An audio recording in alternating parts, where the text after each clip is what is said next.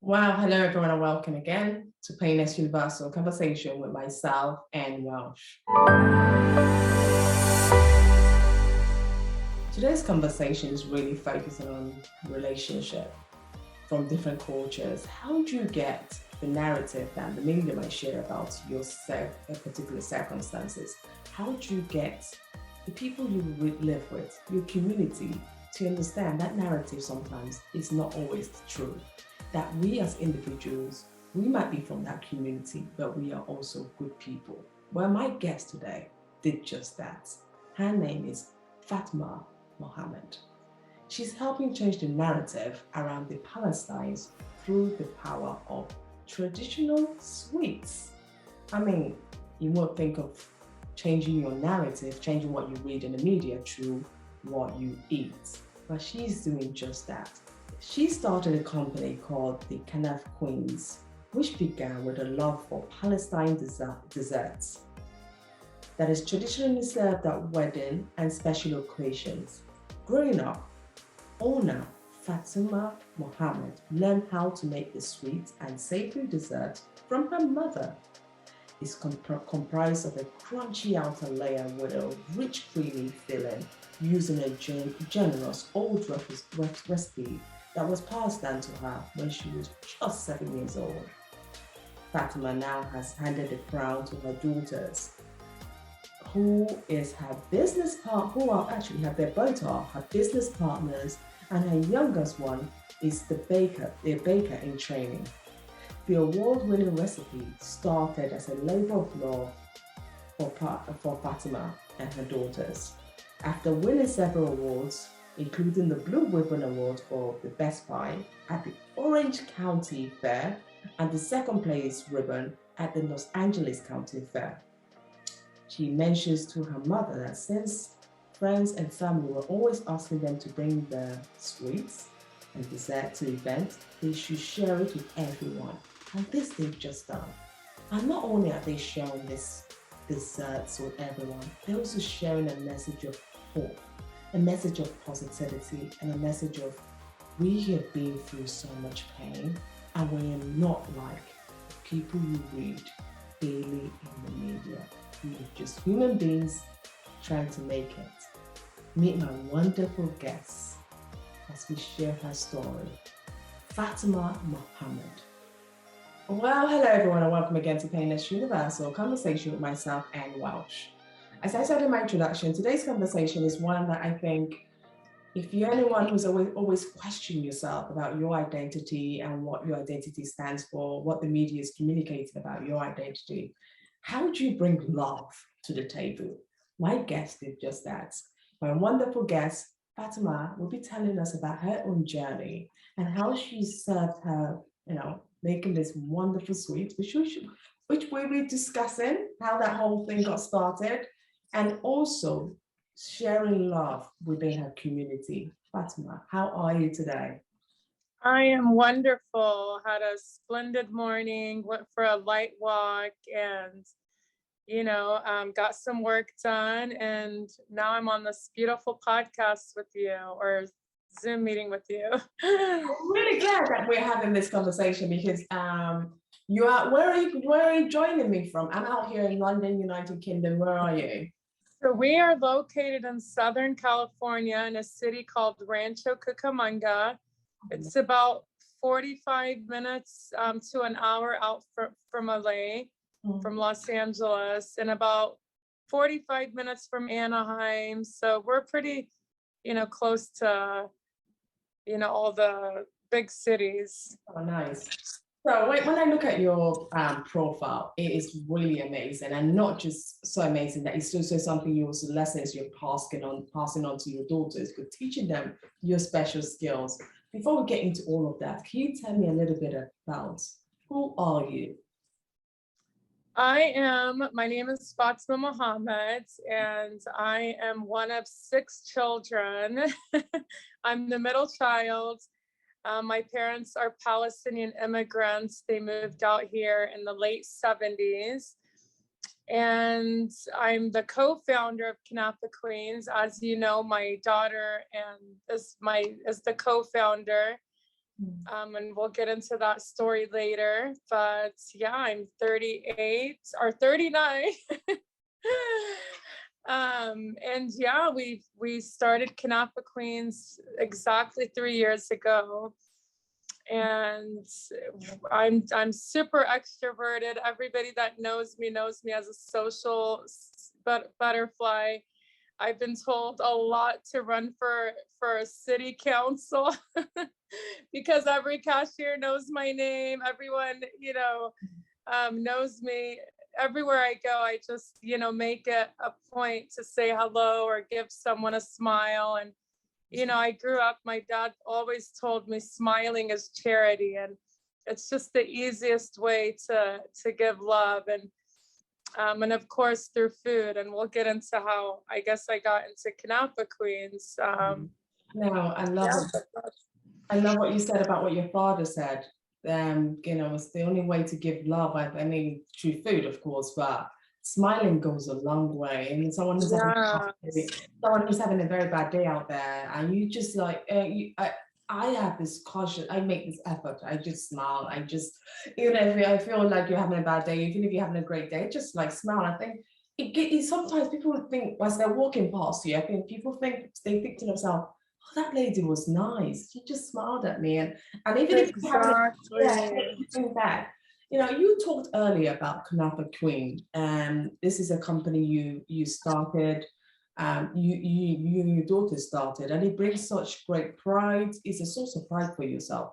But one of the things you guys do at this company is that you make special desserts, and this is something you do between the Muslim community and Arab community.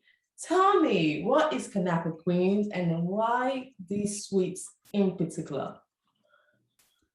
So Knafeh is a very popular and iconic Palestinian dessert. It's originated in a city called Nablus, Palestine, in Palestine. And so it's something that I just remember it being a part of my childhood. All the, any, memory I have that's amazing. It always revolved around, Knafeh that my mother made.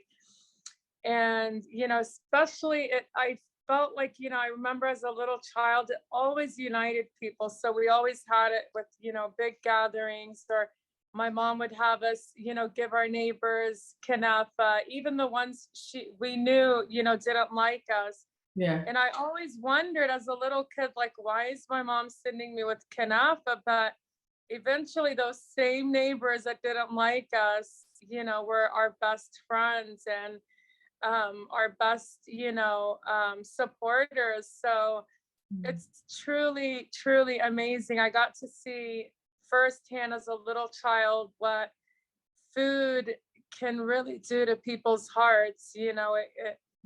People went from, our house got egged. I remember we were the first Muslim or even first minority family that moved into our city. It was in Independence, Missouri. So I was born in Florida, raised in Missouri, and then we moved to California in 2000. And my dad bought his first house, which was a big deal because, when him and my mother moved to the US, they moved out here with nothing. I mean, they probably had a couple of bucks. They didn't have the language. They didn't know the culture. It was just everything. They started from scratch. And so, for him to buy his first house, it was like such a huge achievement. And I remember how excited my parents were.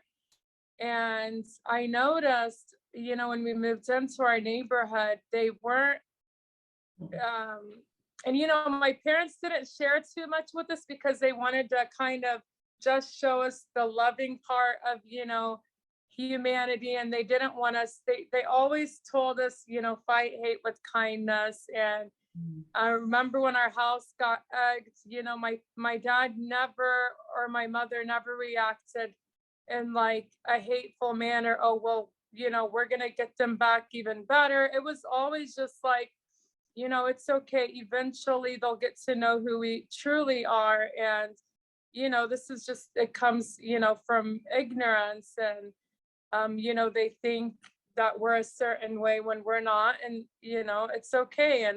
And so, and then my dad's car got caught on fire from another neighbor. And it was just always these, you know, things that would happen to our family. And again, my parents were always, you know, they would send us with, you know, my mom always baked. She made the best bread at home, the best Knafeh, which how I, you know, learned Knafeh from her.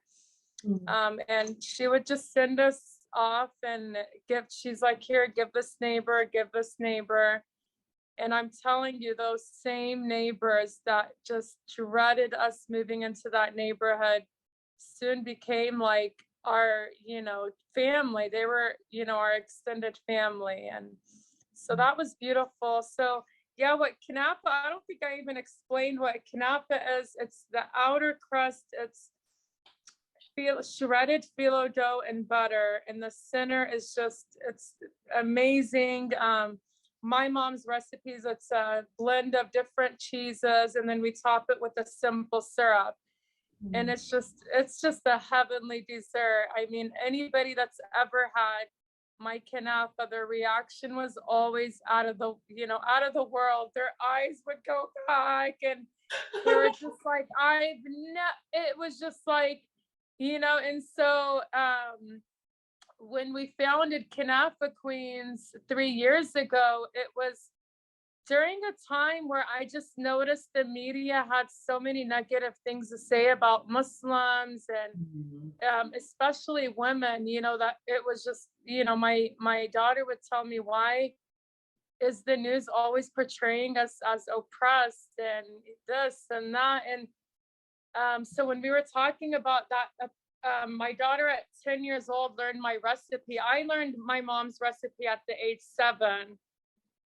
And it was the most exciting thing ever. It was always, I would sit around, even though it was, you know, 6 of us, my mom would say, you were like always, when I would bring out the ingredients to make Knafeh for whether it was friends or family or for neighbors, she said, you would not leave my side. You would just watch me like a hawk.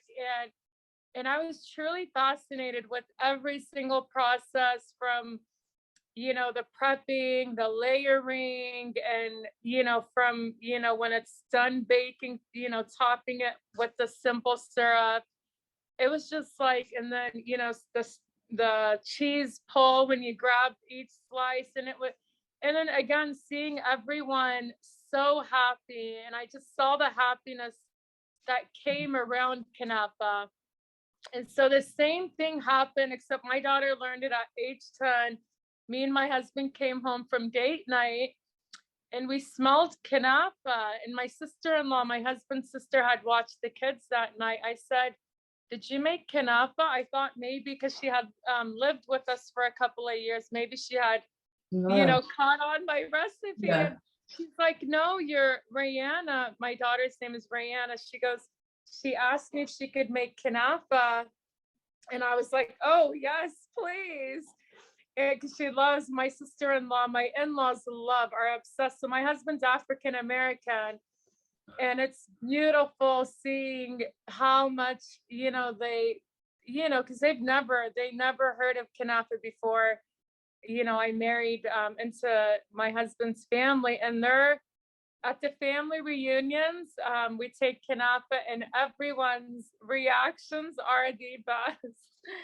So yeah, so my daughter, I go, Rihanna, you're not allowed to bake.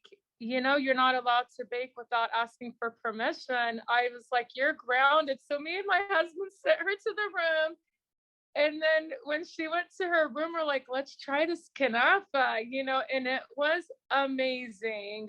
I was just like, wow, I cannot believe this was my daughter. I mean, from A to Z, you know, it was done baking, it was ready to be devoured. And me and my husband, we definitely devoured whatever was left from what my sister-in-law had eaten.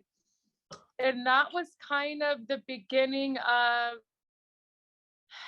the Knafeh Queen's business journey. My daughter was making it for her friends and her classmates, and everyone was just so obsessed with it. And Knafeh ingredients can cost, especially the way my mom taught me her recipe. She always says quality ingredients. Don't ever make my recipe if you're not gonna use high quality ingredients. And so my recipe, it was, my mom's recipe. So it's expensive. And I'm like, Brianna, at the time my husband went back to school, so we were on a budget. And I go, baby, you're making way too much Knafeh lately. Like, you can't make it this much. She goes, well, why don't we sell it? Why don't we share it with the world? Everyone loves it. Oh, wonderful. And yeah, and I was just like, I didn't really think too much of it at that time. And I was just like, oh, okay. And then it was, I think that was 5 years ago, because she turns actually 15. Today's my daughter's birthday, my co-founder and daughter's birthday. Oh. So that was exactly 5 years ago. And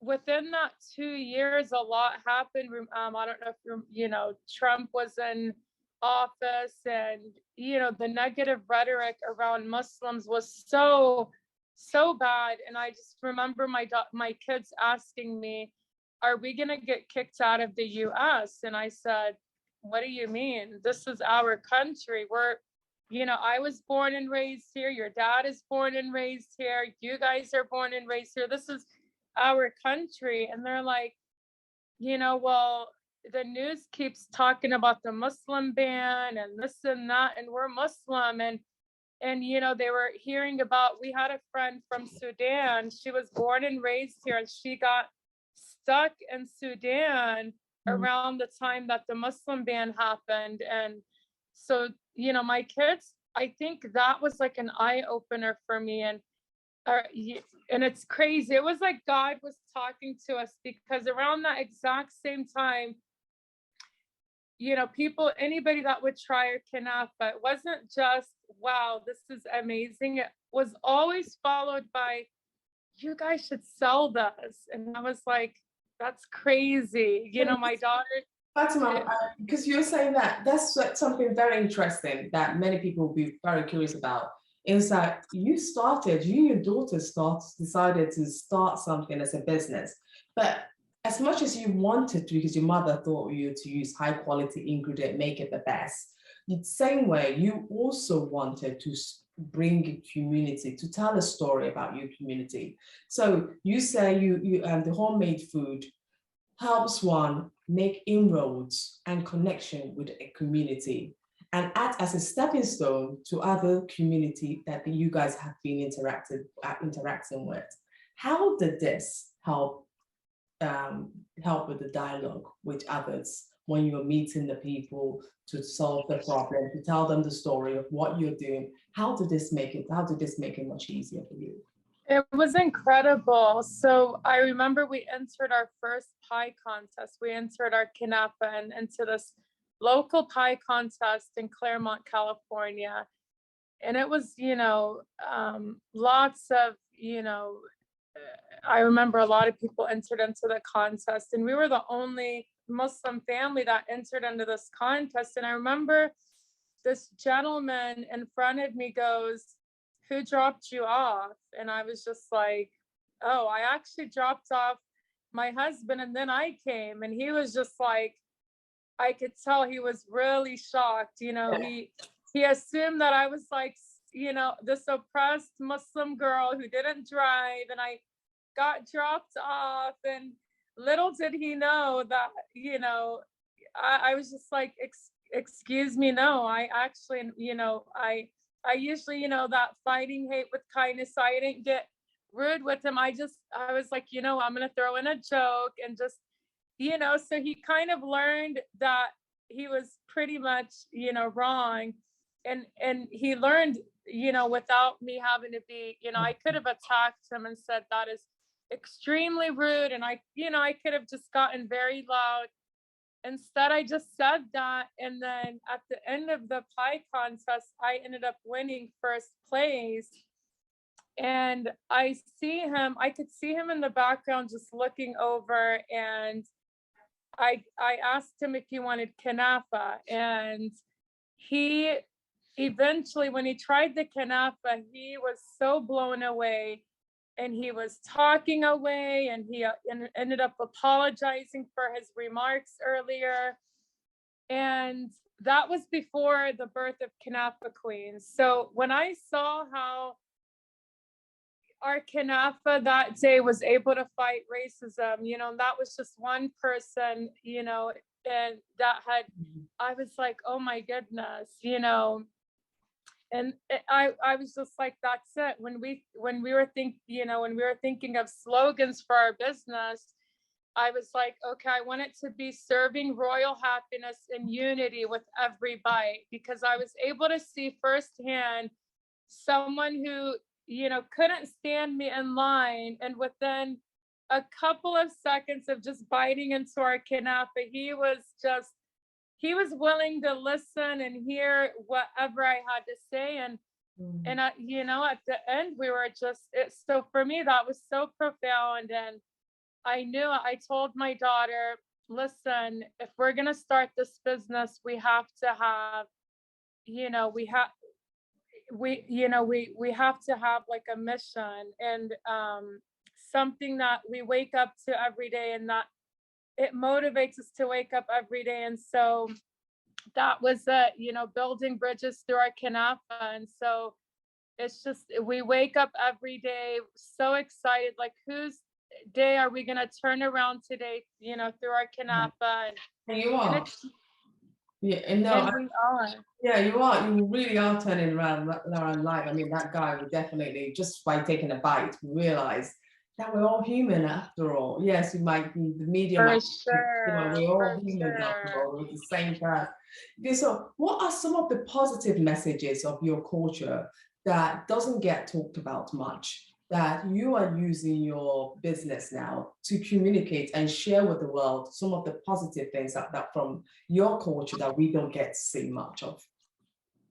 Again, a lot of times the news portrays Muslim women, Palestinian women as, oppressed, not educated, and just, it's the total opposite. I grew up around women who are so empowering, so strong, so resilient, and I really wanted for people to see that. And so many times, almost every conversation that I have with, my non-Muslim customers, they're so fascinated. They're like, honestly, had it not been for your company and your guys' beautiful story, and because a lot of people have been following us since the beginning, they're just like, I'm in awe of your beautiful, religion and your beautiful culture. And, so for me, it's been such a beautiful thing to kind of highlight that Muslim women we're smart, we're educated, we're very giving, we're loving, we're, just filled with so much compassion. And I think that was kind of something that it's always something that people tell me, oh my gosh, like, I never felt that kind of love. I know your dessert is just so amazing, but more than that we love that we get from your company is just, we feel like a family. So I call my customers, Knafeh Queens family, because I truly treat every single one as an extension of me, and extension of our family. And so, and it's beautiful. It's beautiful to see. And it's amazing to know that through our business, we've been able to share, the Muslim experience. And I've been able to empower so many Muslim women who the news was telling them, you can't do it. You're not, good enough. You're not this. that no, you can do it. We started from, we had literally, I just remember because, my husband was, he was in college. We were, very, it was like, it was just, I think our story is powerful because it shows women that you can do it. You can do it. You don't need, a big investment to start. We started with pretty much, I remember, some of my pans in the kitchen, and we slowly started adding to our collection, of cupcake trays and pie trays, and here we are. And that's honestly, you in today's world where you keep hearing the no's, or when you hear the statistic, every time you go somewhere, the first thing they say, oh, only 2% of women get funding. And then in terms of funding, in those 2%, very few ethnic minority will get funding. So you always hear those statistics, and then it gives those ethnic minority, when you hear these negative, you always feel, why bother? Why bother start? Why even bother applying? The statistic is said it anyway. You're never going to get it. So why even bother trying? And there you are. You're saying to that people, it's not about getting the funding. It's about starting. Just believe in yourself. Find your passion and do what you truly love. You don't have to have the whole collection, because your switch could be so, you could have started the first day and made everything. But you said, you know what, we start small and build it up and go from there. And that's such a word of encouragement to so many women out there, especially the ethnic minority, people like yourself and myself. We out there, we not believing that we can do it, because the media's always told us that we're so disadvantaged. We don't know what we're doing sometimes.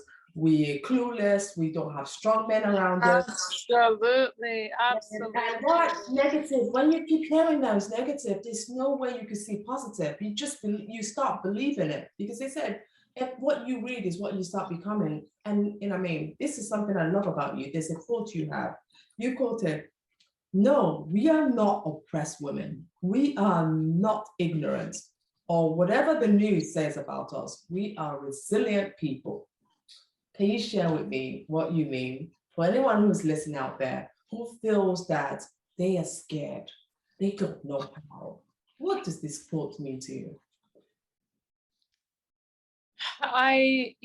For me, again, I get messages every day from women who never, for 10 years had this beautiful idea in their head of like their business and never had the courage to start. And I think, for everyone's like, wow, you share so much of your journey through your, on your page and on your story.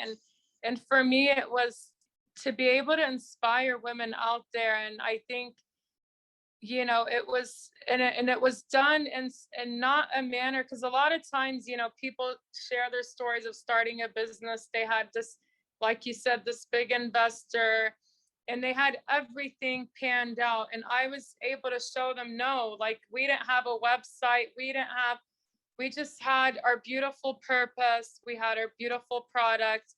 And that's all I tell, everyone, that's all you truly need. And you do need to be strong and resilient. That definitely, we've had so many negative comments from a lot of customers, go back to your country, or I've even had customers say it's not true, Knafeh, because your daughter's half Black and half Palestinian.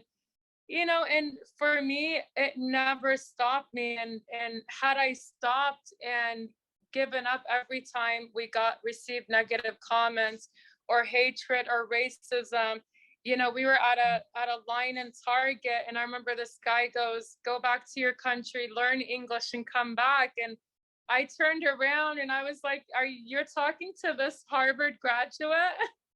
I didn't graduate from Harvard, but I just said that, and his face, so I think people have just been so inspired by the way, you think of being resilient as just like going, it's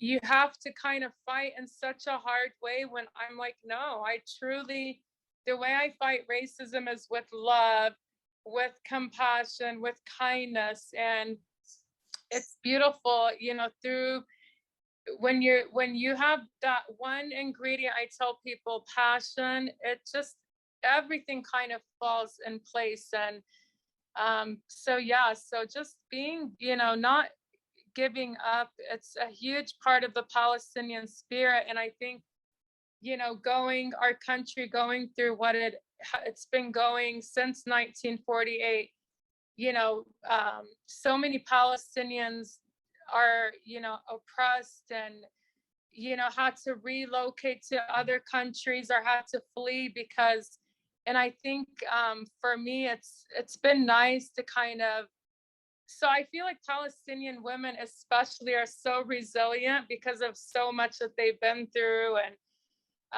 you know, seeing the resilience, my parents, you know, knowing my mom didn't know the language, she didn't drive, and they had to figure all this out, and they never did it with, you know, they just always did it with a smile. And I think that's the only way I knew, and that's the only way I'm teaching my kids. And I'm hoping everyone that watches our story is able to just, you know, even if they can take just you know, a small piece of that and share it with the world, then we did our job, you know. Absolutely.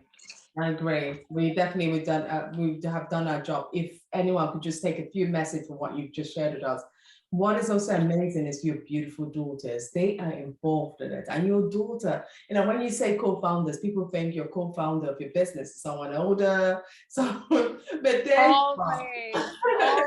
you make this sweet with your two daughters, and your younger one has also joined as well. She's taking classes. How was this strengthening your bond with them? You know, I think it's beautiful because everywhere we go, you know, especially to me, it's sometimes I really, I come home and I'm just in tears of joy when you know, the other day, for instance, we went to downtown Disneyland, and my daughters, before we left the house, go, you know, can we just take extra cupcakes and just share them with someone who maybe had a long day, and, you know, share the love. And for me, it was just like, oh my gosh, like, they get it, you know. And I knew my eldest got it, but to hear my younger one, and, you know, and sometimes when customers pick up, my daughters, you know, tells them our slogan so proudly, even our sons. But I think for my daughters, it's very special because, you know, they hear it, and not only Palestinian women, but, you know, so many minority women get, you know, they just feel like they're not,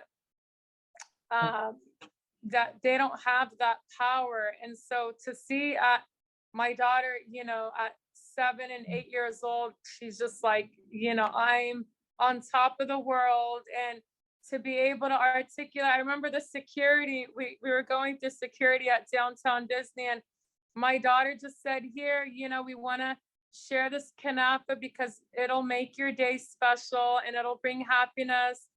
And I was just like, I couldn't ask for more. It was just so beautiful. And again, we had, I think, 6 pieces. We took 6 cupcakes to downtown Disney, and, you know, everyone that we shared it to, my daughters, you know, shared our message and truly brought such a big smile to everyone's face they gave the Knafeh to. So it definitely has been a beautiful, you know, or the events we go set up, we've set up at interfaith events where non-Muslims, Christians, Buddhists, you know, atheists, everyone is gathered in one room and enjoying Knafeh. So it's just been, I can't even explain. I'm truly speechless of what it's, you know, truly brought, you know, the happiness it's brought to me. And my family, and just being on this journey with my beautiful daughters has been so amazing, so amazing. And they will spread this message around as well. So you will leave a lasting legacy. You're leaving legacy of peace, hope, and many love to so many others. And this will be passed on to your daughters. I can't thank you enough for such a wonderful thing you're doing. But before I let you go, Fatmah, I must ask you, what is your message of hope to help make the narrative around your community just a little sweeter? You know, just believe in yourself, and make it, you don't need much to make a difference. All you need is truly your smile, and your kindness, and just be kind and be loving. We have so much more similarities and differences. A person who thought, I remember like one of the most racist guys that interacted with me. He goes, I truly thought, someone like you, we would be so different. And at the end of our conversation, he realized we had so much in common. We were talking about different restaurants we both love, and it turned out we love the same restaurants, we love the same foods, and we have the same goals, of just wanting, the best for our children, the best environments. And so I think, just always have good intentions and have a beautiful message in whatever business you want to start. And believe me, it will flourish. And, just you'll feel complete every morning. Everyone tells me you're always so happy and so excited no matter what. And I tell them, when you have such a purpose, how could you not wake up so happy? And when your goal is to make people happy, I truly believe in karma, and God promises whatever you put out, you'll get back, and we see it all the time. It's so that's the message. Just be kind and loving, and spread peace, spread, and share whatever you can with your neighbors, and just reach out to people who wouldn't normally reach out to you. You never know what they're going through, and always, I think, look through a positive lens, because if I looked at every person that treated us horribly and just, had this negative image and just, hate in my heart, then we wouldn't be where we were at. I definitely feel like, having, you can't put away a fire with fire. You put away, fire with water. And so be the water and be the light. And yeah, that's really my message to everyone. That is a beautiful message. You can't put away fire with fire. You have to find different method to put the fire away. No point if something makes you angry. No point taking to it and making the narrative make you angry of the media. But in your own small way, do something different. And this is something you're surely doing. I'm really grateful for your time, Fatmah, because this is something I love, because it's so missed. The narrative is missed. Not only are you making great desserts, you're making it with your adorable daughters, you're teaching them the values of the world, and you're teaching them that kindness. You're spreading it, not just from yourself, but passing it down to generations.